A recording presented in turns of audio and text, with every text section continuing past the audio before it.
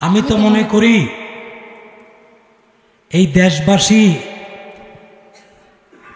এই যে দেশবাসী কান্নাকাটি করতেছে, আজকে বেনজির সাবেগো মতো এই রকমের অফিসার তারা যদি তওবা করে আল্লাহর কাছে কাঁদে, তার সমপর্যায়ে যারা আছে এরা যদি তওবা করে যে আল্লাহ আমাদেরকে দিয়ে অপরাধ হবে না, আমি বিশ্বাস করি আকাশ থেকে রহমতের বৃষ্টি তখনই জমিনে নামবে।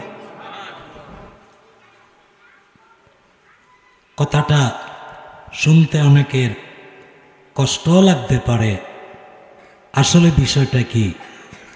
বিষয়টা সমাজের দায়িত্বশীল যারা, তাদের মাধ্যমে জমিনে রহমত আসে, গজব আসে। যেমন আপনি সংসারের কর্তা, আপনার ঘরে রুটি রুজি আপনার মাধ্যমে, আপনার হাতের উপর দিয়া আপনার বিবি বাচ্চার কাছে আল্লাহ রুটি রুজি দেয়, আপনার মাধ্যমে ঘরে বন্টন হয়। সমাজের দায়িত্বশীল যারা মেম্বার, চেয়ারম্যান, এমপি, মন্ত্রী, টিওনো, ওসি, ডিসি, এসপি, ডিআইজি, এরা সমাজের দায়িত্বশীল, এদের মাধ্যমে জমিনে বন্টন হবে। কিন্তু যেই সরিষা দিয়া বুধ ছাড়াইবেন, এই সরিষার ভিতরে যদি বুধ থাকে তাহলে তো এখান থেকে বুধ যাবে না। এই জন্য এদের সকলকে তওবা করতে হবে। আমি দেখছি হুজুর কেবলার সামনে গিয়া সাবেক প্রেসিডেন্ট মরহুম এরশাদ সাহেব হাত জোড় কইরা দাঁড়ায়া থাকতেন। হুজুর কেবলা বলতেন, বাবা আপনি রাষ্ট্রপ্রধান, আপনি বাবা আমার পাশে বসেন, আমার খাটে বসেন। এরশাদ সাহেব তরিকতের ভাষায় বলতেন যে হুজুর আমি দেশের প্রেসিডেন্ট, আপনি হুজুর আমার প্রেসিডেন্ট। আহা, আপনি আমার প্রেসিডেন্ট, হুজুর আমি ওখানে বসবো না। ভাইরা আমার,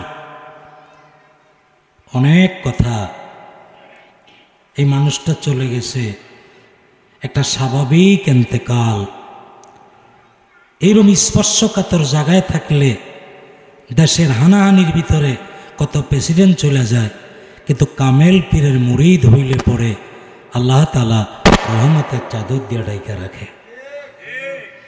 আল্লাহ আপনি আমাদেরকে জ্ঞান দান করেন, বুঝ দান করেন, বলেন আমিন। 1354 বাংলায় খাজা বাবা ফরিদপুরের একটা অজপাড়া গ্রামে, আটরশি নামক একটা গ্রামে আসলেন, শুরু করলেন আপন পীরের হুকুমে কাজ করা শুরু করলেন, তিলে তিলে কাজ করলেন।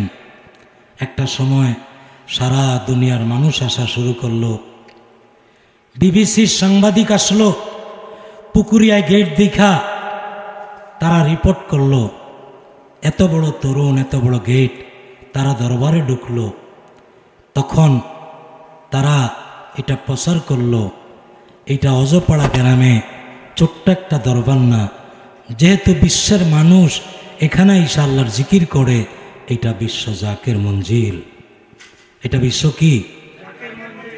আলহামদুলিল্লাহ। আর হুজুর কেবলাজান বলছে, বাবা আমি খালি আসি নাই, আমার কাছে একটা দাওয়াতনামা আছে, আমি দাওয়াত নিয়ে আসছি। বাবা দাওয়াতনামা আছে আমার কাছে, আমি সে দাওয়াতনামা নিয়ে আসছি। আপনারা শুনলে খুশি হবেন। দাদা পীর খাজা এনায়েতপুরী খাজা বাবাকে যেই শেষ সবকটা দিলেন, শেষ সবক দেওয়ার সময় একটা সাদা চাদর বিছাইলেন। খাজা বাবাকে আদর কইরা সেই চাদরের মধ্যে বসাইলেন। সেই চাদরের মধ্যে বসাইলেন। দাদা হুজুর বললেন, বাবা তরিকতের আমি শেষ সবক দিলাম, আমি আপনাকে দায়িত্ব দিলাম। আল্লাহ তাআলা আপনার পীরকে যে নেয়ামতটা দিছে আমি সেটা আপনাকে দিলাম, আরও 70 গুণ আমি আল্লাহর কাছে আপনার জন্য স্যাংশন করে গেলাম। দায়িত্ব দিয়ে দিলেন। ভালো করে শুনেন। বর্তমান স্থলাভিষিক্ত কোটি কোটি জাকের ভাই বোনদের ইমাম আলহাজ খাজা মিয়া ভাইজান মুজাদ্দিদি সাহেবকে হুজুর কেবলা তেমনি করে ওই সাদা চাদরটা সুন্দর করে বিছায়া তরিকতে সেই সবকটা দিয়া খাজা বাবা বললেন যে বাবা, আমার পীর কেবলা যান যেই সবকটা আমাকে দিয়েছিল বাবা, আমি তোমাকে আজকে সেই সবকটা দিলাম এবং বিশ্ব জাকের মঞ্জিলের এই জান্ডাটা আমি তোমার হাতে উঠাইয়া দিলাম। আলহামদুলিল্লাহ কন্যা। অনেকে জানে না, অনেকে মনে করে হুজুর তো কাউরে দায়িত্ব দিয়ে যায় না। স্থলাভিষিক্ত এর অর্থ তো অনেকে জানে না। স্থলাভিষিক্ত এর অর্থ হচ্ছে স্থলে, ওই জায়গায় যিনি অভিষিক্ত, বাংলা স্থলাভিষিক্ত, অর্থাৎ খাজা বাবার ওই গদিটার মধ্যে, খাজা বাবার ওই আসনের মধ্যে খাজা বাবা দয়া কইরা মিয়া ভাইজানকে বসাইলেন। এই জন্য নসিহতের মধ্যে তিনি বলছেন, আমার বড় সাহেবজাদা মাহফুজুর রহমানকে আমি আমার স্থলাভিষিক্ত করে গেলাম। স্থলাভিষিক্ত মানে স্থলে অভিষিক্ত। সুবহানাল্লাহ কন্যা। বুঝতেছেন কিছু? বড় চাচা যান তৃতীয় জেনারেশন, খাজা বাবার পরে ভাইজানরা আরেকটা জেনারেশন, ভাইজানদের আওলাদেরা আরেকটা জেনারেশন। আমরা ভাগ্যবান, আমরা জাকের মঞ্জিলে 3টা জেনারেশন পাইছি। কয়টা? অনেকে তো পীরেরই পায় না। আমরা 3 দিকের ফয়েজ পাইছি, 3টা জেনারেশন পাইছি। যেদিন বড় চাচা মিয়া দুনিয়াতে আসলেন, বড় চাচা যান মুজাদ্দিদি সাহেব দুনিয়াতে আসলেন, খাজা বাবা বললেন, বাবা এই দরবারে এক গোড়া এক চাবুক, আমার কাছে সেই চাবুকটা আল্লাহ পাঠিয়ে দিছে। এক গোড়া, ভালো করে শুনেন, এক গোড়া। এই জন্য বড় চাচা মিয়ার কোন হুকুমকে আপনারা অবহেলা করবেন না। পীরের আওলাদ খাজা বাবার পবিত্র ব্লাড মিয়া ভাইজানের শরীরে, মিয়া ভাইজানের পবিত্র ব্লাড চাচা জানের শরীরে। আমাদেরকে পর্দার আড়াল থেকে খাজা বাবা পরিচালনা করতেছেন। ওই চাবুকটা বর্তমানে মিয়া ভাইজান হইয়া বড় চাচা জানের হাতে সেই চাবুকটা তুলে দিছে। এই সময় যদি কদমে থাকতে পারেন তাইলে প্রচণ্ড গরমে বট বৃক্ষের নিচে থাকলে রৌদ্রের তাপদাহ থেকে যেমন মুক্তি পাওয়া যায়, আপন পীরের আওলাদ, অলি আল্লাহর আওলাদ, তাদের কদমে যদি থাকা যায় তাহলে অনেক মুসিবত গজব থেকে বাঁচবেন।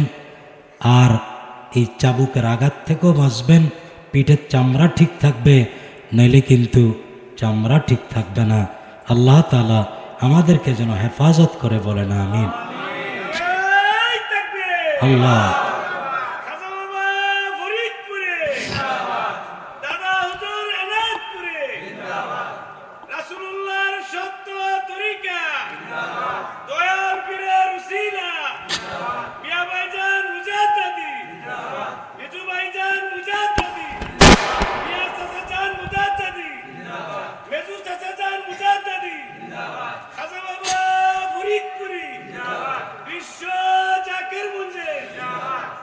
ভাই সাহেব, হুজুর কেবলা বলছেন বাবা পীর ক্ষমা করে, কিন্তু পীরের আওলাদ ক্ষমা করে না।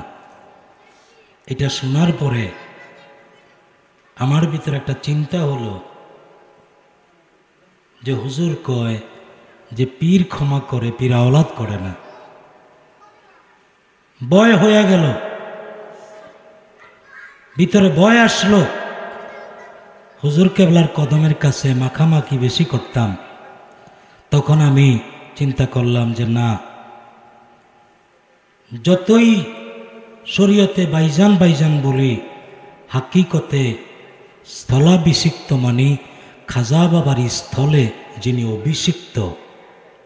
সুবহানাল্লাহ কন্যা, আলহামদুলিল্লাহ কন্যা।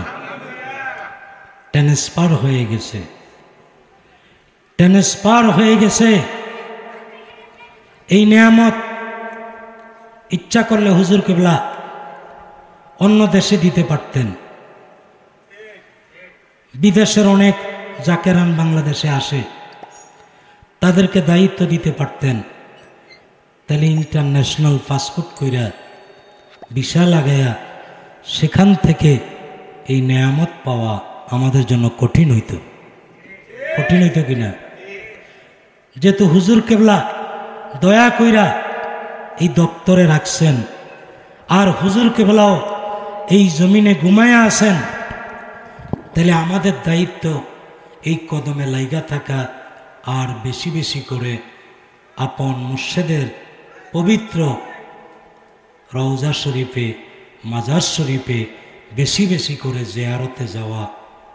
জিয়ারতগার, রওজা মানি জিয়ারতগার, বেশি বেশি করে জিয়ারত করা। আমাদের জন্য সুযোগ আসতেছে। ফাতিহা শরীফ, ফাতিহা মানি যা দিয়ে শুরু করা হয়, খাজা বাবা তো শুরু করছিলেন তার পীরের অনুষ্ঠান দিয়া, ওরস শরীফ দিয়া। 18ই ফাল্গুন, তারপরে আপনার 7ই কিনা, 7ই কি 5ই জমাদি উসানি, তারপরে ওরস শরীফের ডেট। কিন্তু জাকেরানদের জন্য ফাতিহা শরীফ আরেকটা তরিকতের সূচনা, আরেকটা তরিকতের আমল। ফাতিহা মানি যা দিয়ে শুরু করা হয়, খাজা বাবার মুরিদ যারা, তাদের জন্য ফাতিহা মানি এই ফাতিহা দিয়া তার পীরের সোয়াব রেসানির মাহফিল, তার পীরের ওরস শরীফ। তাহলে ফাতিহা মাহফিল পহেলা মে, পহেলা কি? তাহলে 30 তারিখ রাত্রে চাঁদের হিসাবে সূর্য ডুইবা গেলে আরবি হিসাবে আরেকটা দিনের মধ্যে প্রবেশ করি।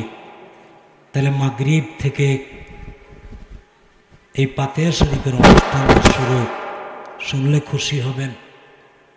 অনেকের অফিস আদালত আছে, অফিস আছে, চাকরি বাকরি আছে, ব্যবসা আছে। অনেকে ছুটি চাইলে ছুটি পায় না।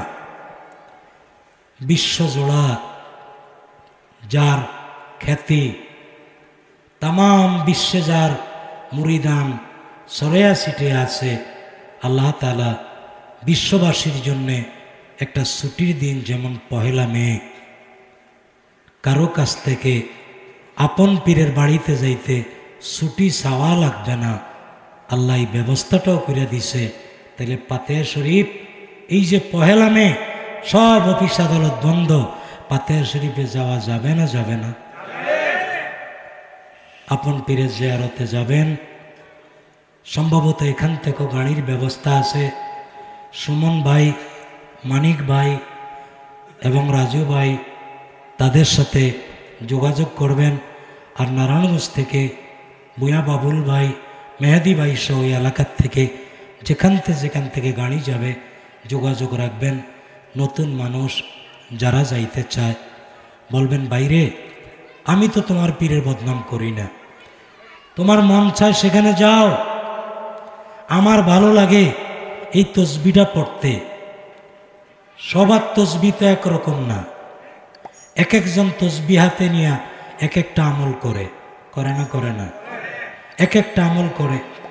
কেউ দুরুদের আমল করে, কেউ জিকিরের আমল করে, কেউ বিপদের অজিফা পড়ে। তো তসবি ঠিক আছে, কিন্তু অজিফা এক একজনের জন্য এক একটা। তুমি অন্য দরবারে যাও, তুমি অন্য দরবারে তসবিহ পড়ো, অসুবিধা নাই। তুমি আমাদের মেহমানদারি করার সুযোগ দাও, প্রাণ ভইরা তোমার মেহমানদারি করি। আসো, তুমি নিজের চোখে দেখে আইসা তারপরে বদনাম করো। আপনারা কারো বদনাম করবেন না।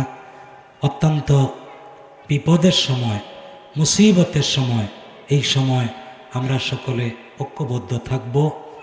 আর প্রতি ইংরাজি মাসের আপনার চতুর্থ শুক্রবার,